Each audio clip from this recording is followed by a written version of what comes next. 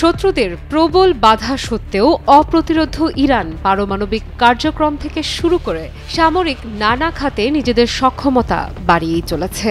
নিত্য নতুন ক্ষেপণাস্ত্রের উন্মোচন সহ আকাশ, জল, স্থলে নিজেদের শক্তিশালী অবস্থান জানান দিয়ে যাচ্ছে তেহরান, যা দেশটির শত্রুদের জন্য বহুদিন ধরেই বড় চাপ। এবারে চাপের পরিমাপ বাড়াতে ইরানের পক্ষ থেকে এলো আরও একটি নতুন সামরিক ঘোষণা, যা মার্কিন যুক্তরাষ্ট্র ও তার পশ্চিমা মিত্রদের জন্য ভয়াবহ দুঃসংবাদ।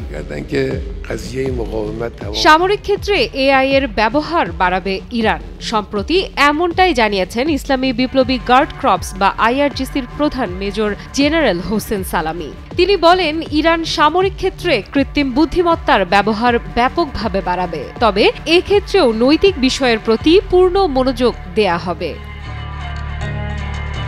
আইআরজিসির প্রধান আরও বলেন, কৃত্রিম বুদ্ধিমত্তার সাহায্যে ইরান তার সামরিক কার্যক্রম আরও দ্রুত, সঠিক এবং দক্ষভাবে পরিচালনা করতে সক্ষম হবে। বিশেষ করে সাগরে জাহাজের অবস্থান শনাক্ত করা এবং তাদের উপর লক্ষ্যবস্তু নির্ধারণে এআই প্রযুক্তি কার্যকর হবে।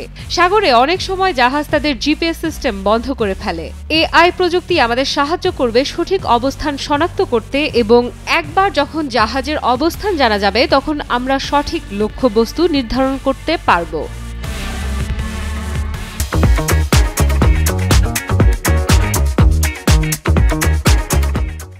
সালামি এই প্রযুক্তির সম্ভাব্য ব্যবহার ক্ষেত্র সম্পর্কে আরও বলেন, কৃত্রিম বুদ্ধিমত্তার ব্যবহার শুধু সামরিক ক্ষেত্রে নয়, বরং সাগরেও চলাচল, উদ্ধার ও সহায়তা, স্বাস্থ্যসেবা, শিক্ষা, সাইবার নিরাপত্তা এবং জাতীয় নিরাপত্তার ক্ষেত্রেও অত্যন্ত গুরুত্বপূর্ণ।